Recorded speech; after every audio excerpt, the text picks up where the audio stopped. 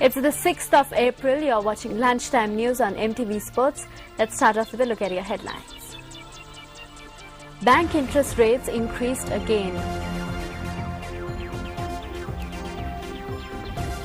Relief being provided to those affected by the strong winds that swept through Vavnia.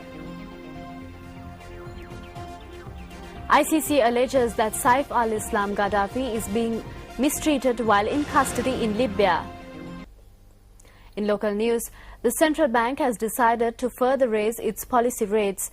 The Central Bank of Sri Lanka stated that accordingly, as of yesterday, the central bank repurchase rate will be 7.75, while the reverse repurchase rate will be 9.75.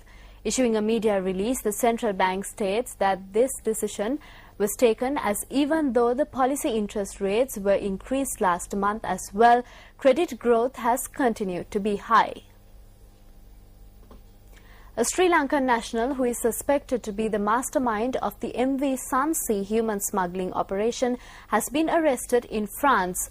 500 Sri Lankan asylum seekers were smuggled to Canada on board the MV Sansi in 2010.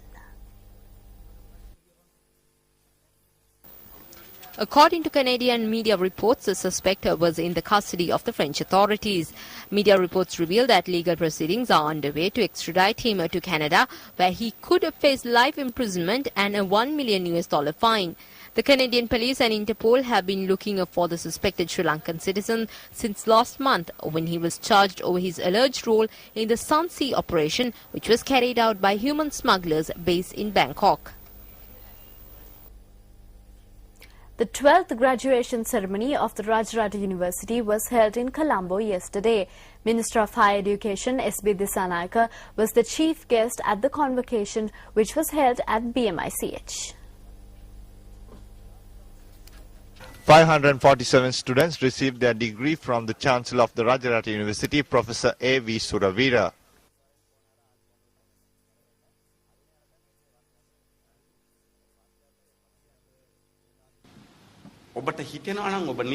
If you think you have innovative skills, don't wait till you obtain a job from the government.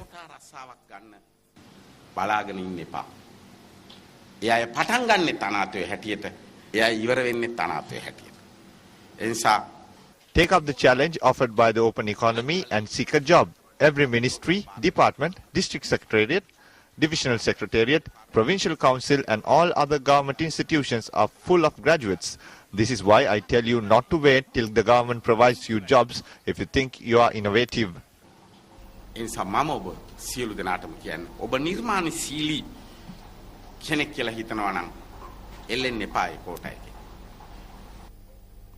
Vavnia District Secretary PSM Charles states that steps have been taken to provide relief to those who were affected by the heavy winds that blew across Vavnia, Olumadu and Katkulam Grama Seva divisions.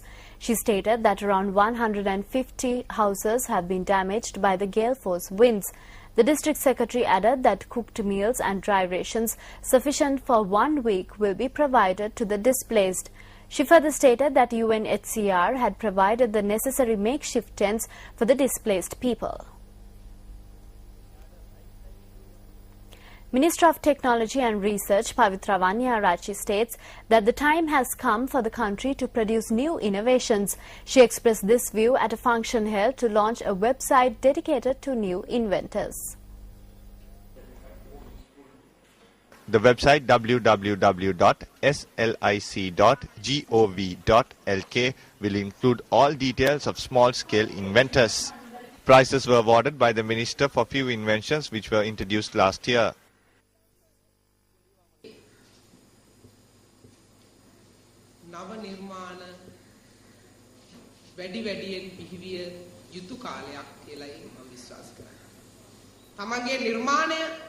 I believe this is a time where a high number of new inventions should be produced in the country.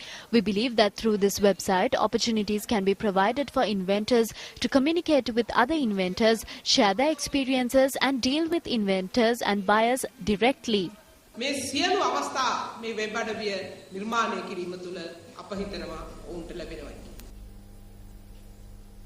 The caretaker of court productions at the Galle Chief Magistrates Court has been arrested on suspicion of attempting to replace gold jewellery in the custody of court with imitation jewellery. Police stated that investigations were launched based on a complaint made by the supervising officer of court productions at the Galle Magistrates Court. Police media spokesperson SP Ajit Rohana stated that the court registrar had also been interrogated in this regard.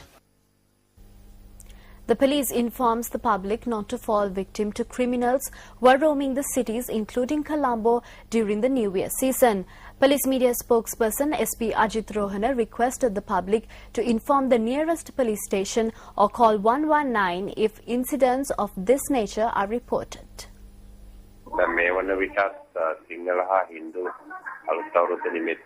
Preparations for the Sinhala and Hindu New Year have already commenced. There can be criminals who will roam around at this time, especially in close proximity to Colombo.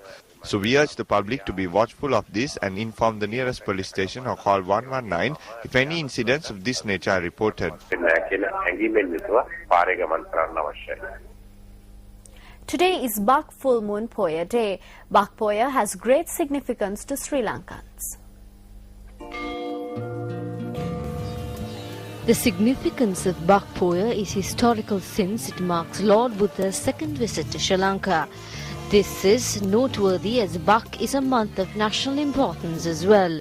According to Mahavansa, Buddha could foresee an imminent war between two Nanga kings, Chullodara and Mahodara, over a jewel-studded throne that made him think of visiting Sri Lanka for the second time and preached his doctrine to Chullodara and Mahodara of Nagadeepa.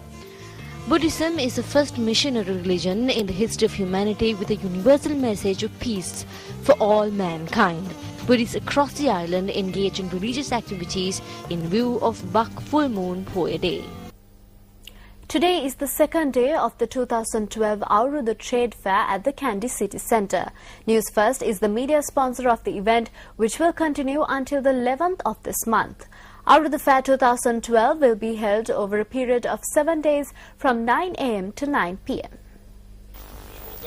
News First will be conducting screen tests at the location and will also be carrying out various promotional activities. Meanwhile, Kids First together with News First will conduct a contest to select the Singiti Aurudu Kumara and Kumariya next Saturday.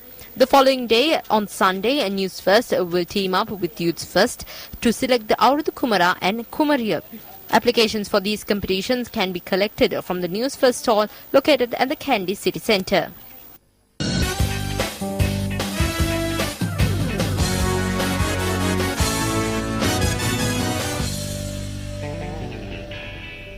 Starting off with some cricket news now. Day 4 of the second and final test match between Sri Lanka and England is currently underway at the Pisara Oval in Colombo.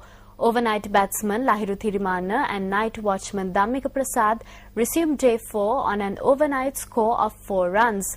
Thirimanne was caught by Andrew Strauss off a James Anderson delivery for 11 runs. Night watchman Dhammika Prasad, who played brilliantly, was then out for 34 runs. Earlier, England scored 460 runs in their first innings in reply to the Sri Lankans' first innings total of 275 runs. A short while ago, Sri Lanka were 85 runs for the 2 wickets in their second innings.